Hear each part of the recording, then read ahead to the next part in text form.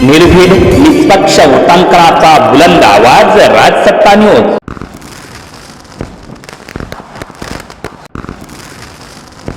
आपण तिथे सर्वजण जाहीर निषेध व्यक्त करत आहोत। अतिशय दुर्दैवी घटना आहे ही। कुठेतरी आज हा धाक कमी झाल्यामुळे या प्रवृत्तीवर लोक काढायला लागले आहे। या प्रवृत्तींना दाबण्यासाठी लवकरात लवकर आपले जे प्रशासन आहे त्यांनी लवकरात लवकर कारवाई करावी, या आरोपींना पकडावं की जेणेकरून असे अत्याचार असे होणार नाही। कारण की शिक्षा ही वेळेतच झाली तर पुढे, कारण ह्या आपल्या महिला भगिनी असतील, आपल्या मुली असतील, या शिवाजी महाराज जिजाऊंच्या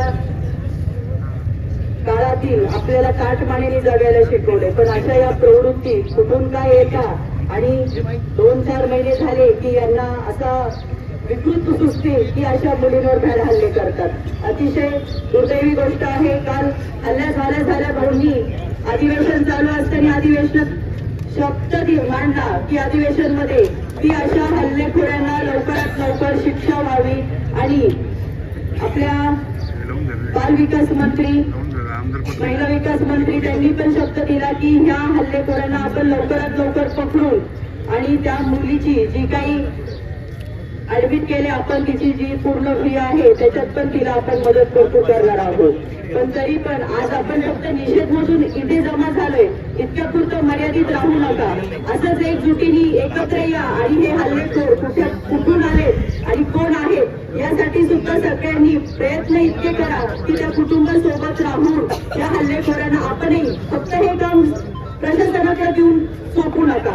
आपली पण ती जबाबदारी आहे। कुठेतरी आपल्याला सुद्धा लेकी बाळा आहेत, त्यासाठी आपण सुद्धा एकजुटीने त्यांच्या सोबत त्या कुटुंबासोबत राहा आणि कुठून या प्रवृत्ती आले ह्या प्रवृत्तींना आपण सुद्धा आळा घालणार आहोत। कारण की आज हे वडगाव पानमध्ये झालं, आज हे कुठेही व्हायला नको आपल्या या लेकरा बाळांवर। कारण की प्रत्येक मुलीला कोणीही सोबत घेऊन शाळेत सोडवत नाही। आपल्या मुली ह्या स्वतंत्रपणे एकट्या शाळेत जातात, एकट्या वावरतात। तर कुठेतरी हा अशा प्रवृत्तीसाठी आपण त्यांना थांबवलंच पाहिजे। त्यासाठी आपण सर्वांनी त्या कुटुंबासोबत असणे तितकंच महत्वाचं आहे आणि आपणही त्या हल्लेखोरांना शोधण्यासाठी तितकंच त्यांच्या बरोबरीने तर आपण त्यांना मदत करणं सुद्धा तेवढंच हे आहे। आज या ठिकाणी चांगलं काम करताना दिसतात। वर्गामध्ये पहिला क्रमांक, पहिले 5 क्रमांक कोणत्याही शाळेमध्ये जाऊन बघा, त्या मुलींचे असतात। अशा युगामध्ये, अशा वेळी अशा काही घटना ज्या होतात त्या आपल्या सर्वांना कितीतरी वर्ष मागे सोडून देतात। मुली पुढे आल्या पाहिजे, महिला पुढे आल्या पाहिजे, पण आधी हे असे विकृत असलेले लोकांचे विचार त्यांनी बदलले पाहिजे। मला एवढंच वाटतं की ती चिमुकली फक्त 13 वर्षाची आहे, तिच्या तोंडावरती जे ऍसिड, त्याचा जो त्रास मी तिला हॉस्पिटलमध्ये जाऊन भेटले, तिला शब्द फुटत नव्हते, ती रडू पण नव्हती शकत कारण डोळ्यावरती ऍसिड होतं। काय वेदना तिला होत असतील, काय वेदना तिला होत असतील। आणि या वेदना काही 1 दिवसाच्या नाही, आयुष्यभराच्या आहेत, की कधी आपण समजणार। त्या मुलीच्या पुढचं आयुष्य, एक जीव जो आहे ना तो आयुष्यभर तडफडणार आहे।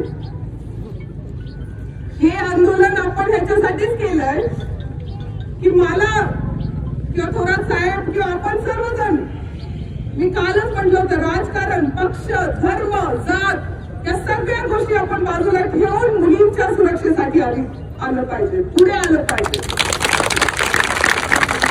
कडक कायदे, कडक कायदे, कडक कायदे, कडक कायदे असे झाले पाहिजे की जो कुणी असेल त्याला इतकी कठोर शिक्षा झाली पाहिजे की ह्या मुलींच्या आयुष्यासाठी परत कुणी असा पाऊल उचलला नाही पाहिजे। काय तुझा दोष होता, शाळेतून घरी चालली होती फक्त, मी थोडं शांत राहाल का? Thank you very much. तुम्ही काय तिचा दोष होता? शाळेतून घरी चालली होती. आपण सर्वांनी बघितलं तिला. एवढीशी चिमुकली, तिच्यावरती कुणी ऍसिड फेकलं, ऍसिड हल्लं. परवाची ती मुलगी, तिच्यावर चाकूचा हल्ला. आणि काय चाललंय संगमनेरमध्ये? आपल्याला, मला एवढंच वाटतंय की हा संगमनेर तालुका, हा आपला तालुका इतका सुंदर आहे, आपली लोक सगळी एवढी चांगली आहेत. त्यांनी सर्वांनी, खरंच म्हणजे मी कोणत्या पालकांना दोष देणार नाही, मी कोणत्या मुलांना दोष देणार नाही, कारण माहिती नाही कुणी केलाय हा हल्ला. जोपर्यंत तो आरोपी समोर येत नाही तोपर्यंत आपण सर्वजण, कोणाला जे काही माहित असेल, मला असं वाटतं की पोलिसांना सहकार्य करा, प्रशासनाला सहकार्य करा.